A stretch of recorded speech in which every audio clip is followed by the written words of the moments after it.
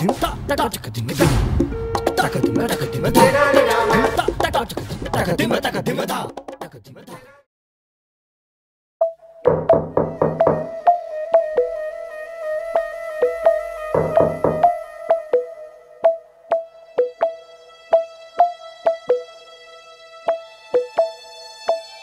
দাদা, বলুন কি দরকার?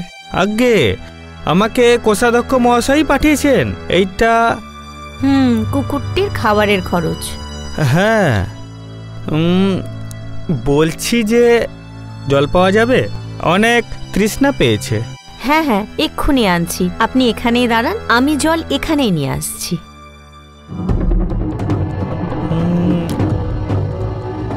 কোথায় যে আছে কুকুরটা? কোথায়? এই নিন জল।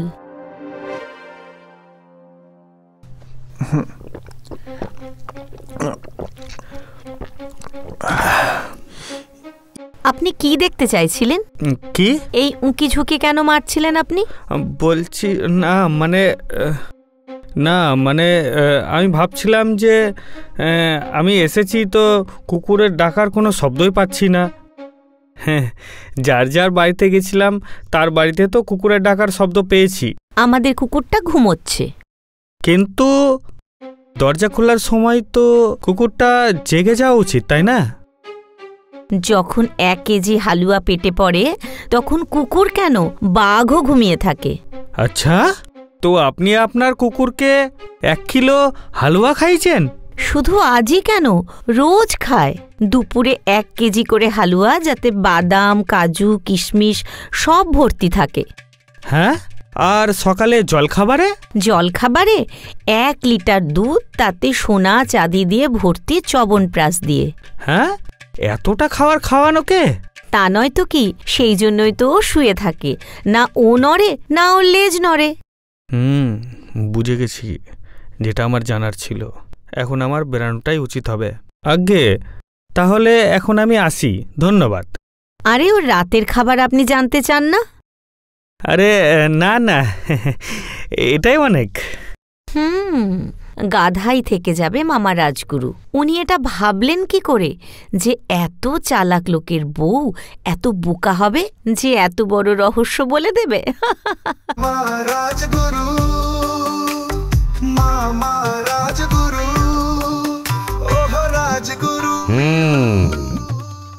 তাহলে এটাই সত্যি? তার এই কৌশল সত্যিই প্রশংসার যোগ্য।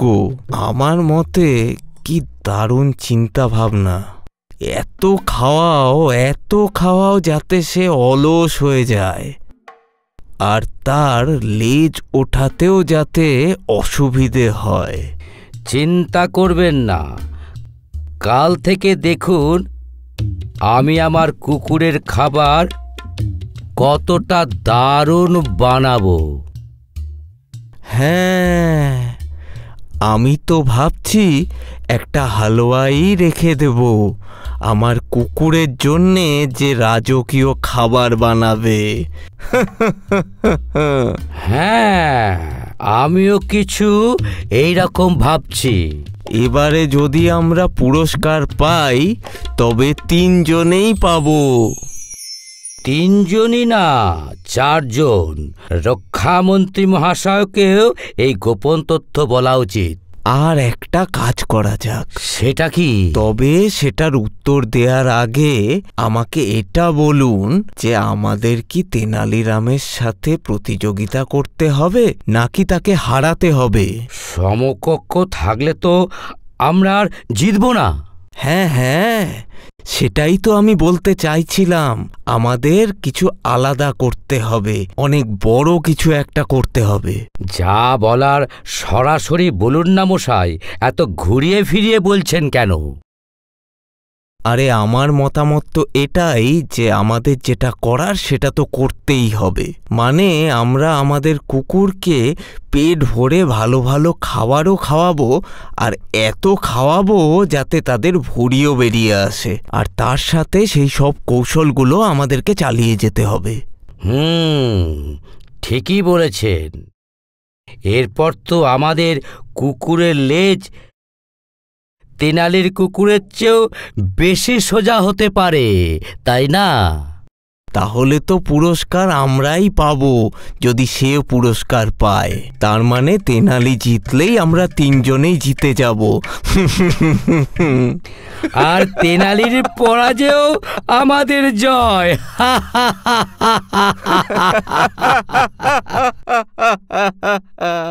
চিত আমাদের, বিজয় আমাদের, চিত আমাদের, বিজয় আমাদের।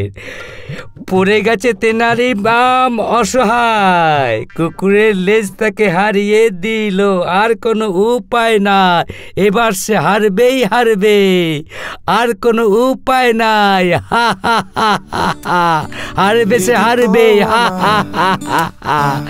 ওদিকো আমার কুকুরের লেজ তাকে মানিয়েছে হার, তেনালিকে হারতেই হবে এবার।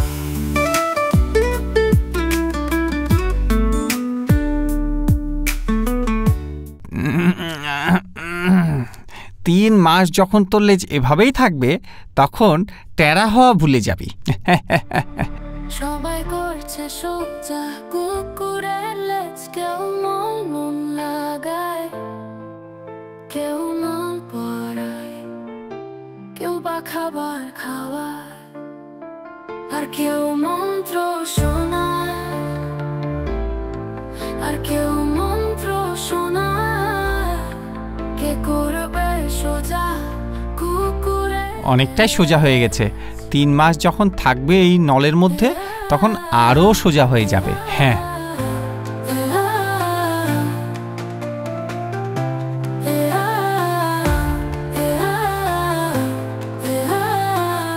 দেখলে তো 6টা মাস কেমন করে কেটে গেল, বোঝাই গেল না। আজকে 6 মাস শেষ হবে। কালকে সবাই তাদের নিজেদের কুকুরদেরকে নিয়ে দরবারে আসবে। আচ্ছা, একটা কথা বলো তো আমায়। হ্যাঁ হ্যাঁ, বলো। কুকুরের লেজ বেঁকা হয় কেন? খুব কঠিন প্রশ্ন জিজ্ঞাসা করেছো তুমি। দেখো, প্রতিটি প্রাণীর লেজ আলাদা আলাদা হয়, তবে আমরা লেজ সম্পর্কে কিছু তথ্য জানি। যেমন লেজ নাড়ানো মানে আগ্রহ দেখানো এবং আশা ভরসার প্রতীক। লেজ শক্ত করে রাখা মানে রাগ দেখানো, আর লেজ পেটের দিকে গুটিয়ে রাখা মানে আত্মসমর্পণ। ওফো, তুমি তো লেজের ব্যবহারের উপর ব্যাখ্যা দিতে বসে গেলে। আমি তো লেজের গঠনের কথা জিজ্ঞেস করছি। আরে তুমি শোনো তো, আমি সেই বিষয়েই আসছি। আচ্ছা ঠিক আছে, বলো। দেখো, আমি যে সব আচরণের কথা বলেছি সেগুলো কুকুরের লেজে পাওয়া যায়। তবে এর পাশাপাশি আরও একটি বিশেষ বিষয় রয়েছে ওর আসল চেহারা, আর তা হলো লেজের সাধারণ আকৃতি থাকা সত্ত্বেও এটি সবসময় বাঁকা থাকে। আর এটি একটি অনন্য বৈশিষ্ট্য যা অন্য কোনো প্রাণীর মধ্যে দেখা যায় না।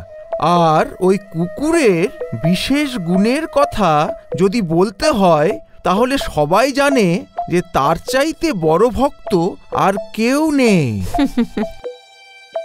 আর আমার মনে হয় ওই কুকুরের লেজের যে বাঁকাটে ভাব সেটা অবশ্যই তার ভক্তির সঙ্গে সম্পর্কিত। অর্থাৎ যে মস্তিষ্কের অংশটি এদের ভক্তির অনুভূতিকে জীবিত রাখে সেটি কোনোভাবে এদের লেজ বাঁকা রাখার জন্যই দায়ী। হ্যাঁ, এই বৈশিষ্ট্যের জন্যই তো কুকুর মহারাজ যুধিষ্ঠিরের সাথে স্বর্গে পৌঁছেছিল। আমার মনে হয় যদি গবেষণা করা যায় তবে কুকুরের এই মানুষের প্রতি যে ভক্তি এবং সম্পূর্ণরূপে মানুষের প্রতি এদের যে আস্থা, হয়তোবা এর কারণ খুঁজে পাওয়া যেতে পারে। আর আমি এটাও মনে করি যেদিন কুকুরের লেজ সোজা হয়ে যাবে সেদিন তার প্রভুর প্রতি ভক্তিও মুছে যাবে। হ্যাঁ, তোমার কথা শুনে এবার আমারও মনে হচ্ছে এবার আমি একটা কুকুর পুষে নিই। এখন যে এসেছে, কালকের পর তাকে তো আর ছেড়ে দেব না, আমরা এটাকেই রাখবো। হ্যাঁ।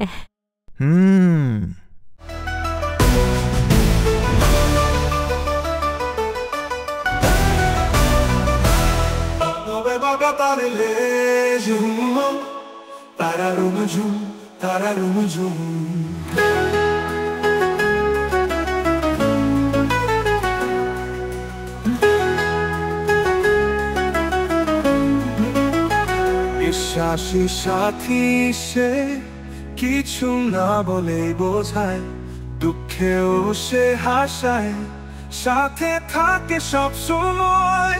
এবার আজকের আমাদের সবার কাজ শুরু করা হোক। চোখে তার সত্যতা, মনে ভরা ভালোবাসা, বন্ধুদের সে। আমি আমার কুকুরকে হাজির করার অনুমতি চাইছি। অনুমতি দেওয়া হলো। আমি আমার কুকুরের লেজ সোজা করতে পারিনি।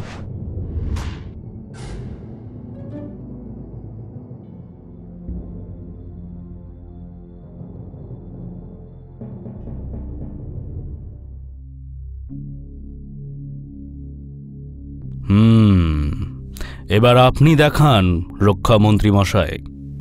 হ্যাঁ মহারাজ।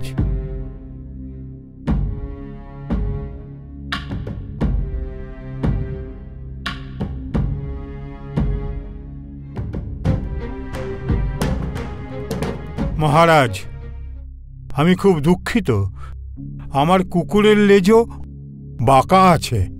কোষাধ্যক্ষ মহাশয়, এবার আপনি। আজ্ঞে মহারাজ। রাজগুরু মশাই, এবার আপনি দেখান আপনার কুকুরকে।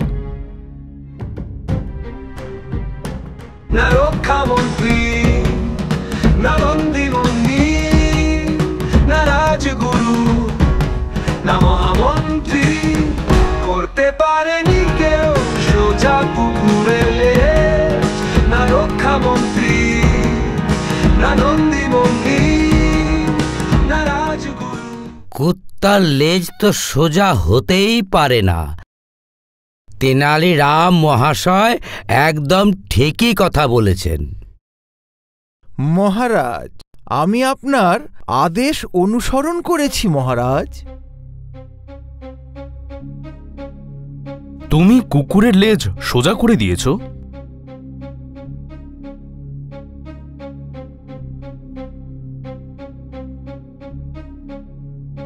মহারাজ, যেখানে পুরস্কারের বিষয় আছে সেখানে আমি হেরে যাব, এইরকম ঘটনা এখনো পর্যন্ত ঘটেনি মহারাজ।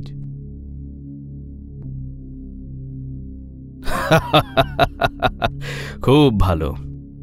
মহারাজ, আমি আপনার কাছে একটি প্রার্থনা রাখছি, যদি আপনি অনুমতি দেন তবে। অনুমতি দিলাম রাজগুরু মশাই। মহারাজ, আপনার নিশ্চয়ই মনে আছে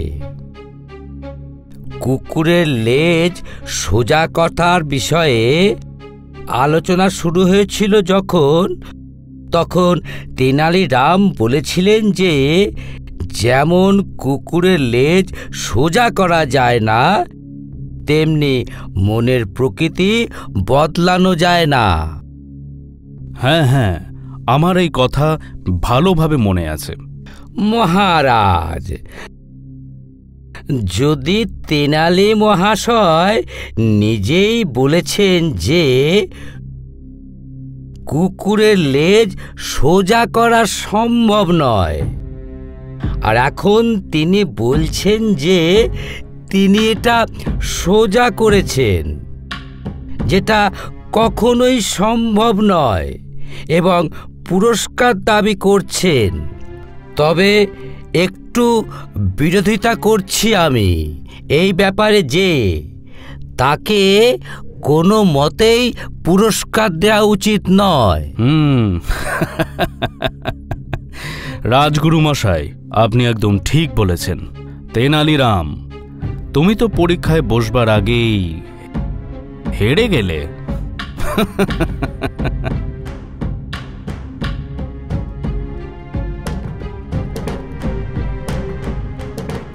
মহারাজ, আমি তো একথা বলিনি যে একজন মানুষের মনের প্রকৃতি বদলানো যায় না।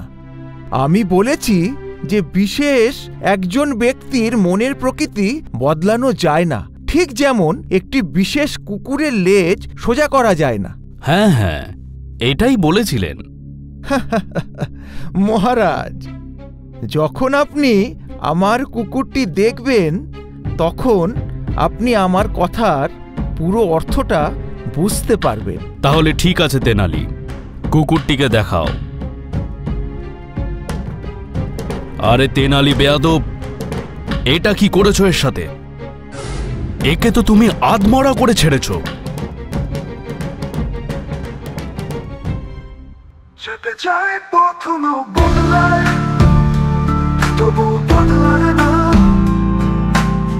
স্বভাব কখনো বদলায় না, সবসময় কখনো বদলায় না।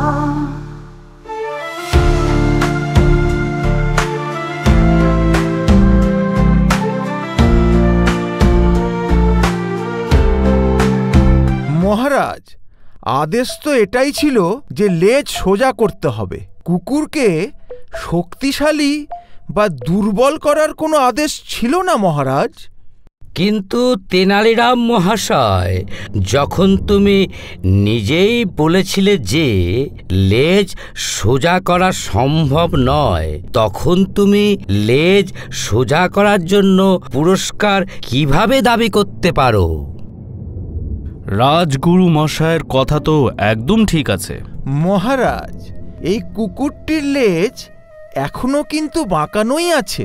এটি শুধুমাত্র সোজা দেখাচ্ছে মহারাজ। তার মানে? মহারাজ, আপনি একে 2 দিন, শুধু 2 দিন পেট ভরে খাবার খেতে দিন, তবে তার লেজ আবার বাঁকানো হয়ে যাবে। এটাই ছিল আমার দাবি।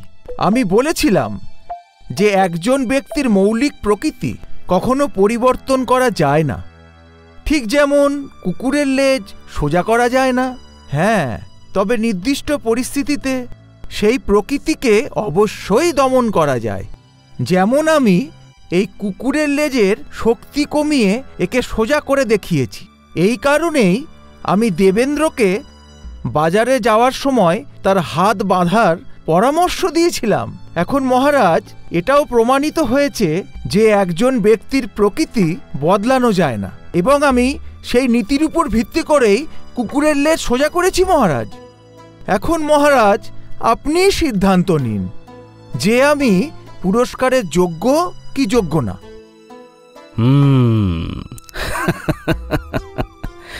তেনালিরাম, তুমি তো বুদ্ধিমান আছোই, কিন্তু তার সাথে যুক্তিও কিন্তু ভালো দাও। কোষাধ্যক্ষ মহাশয়, তেনালিরামের জন্য সোনার মোহর ভর্তি থালা নিয়ে আসুন।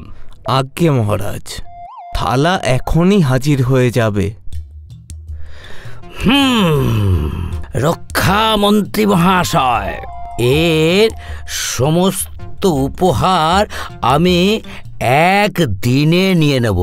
তেনালি খুব চতুর, তেনালি ধূর্ত বটে, মামা রাজগুরু, মামা রাজগুরু, ওহ রাজগুরু। তেনালি খুব চতুর, তেনালি ধূর্ত বটে, মামা রাজগুরু। আর করবেন না, তেনালিরামকে এইভাবেই থাকতে দিন। আপনার চালাকি রাখুন, ওর বুদ্ধির কাছে জেতা বড়ই মুশকিল আছে।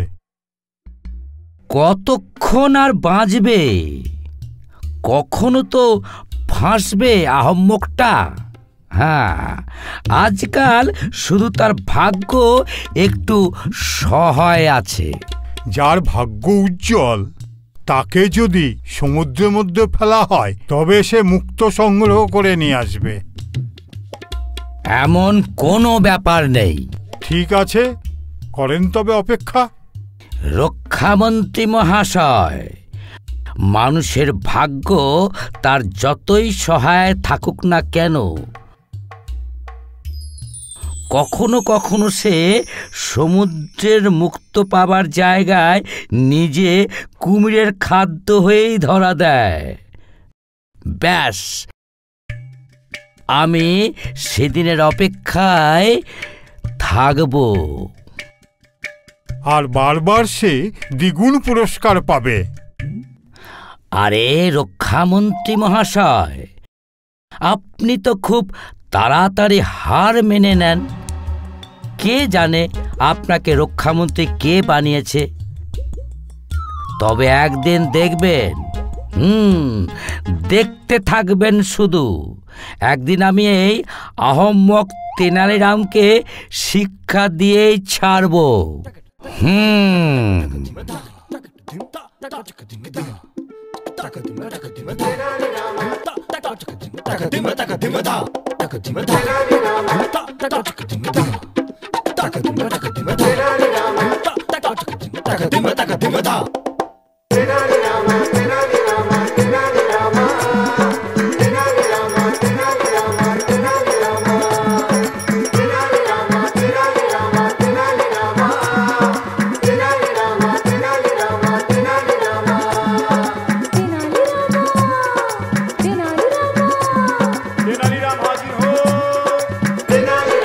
তেনালি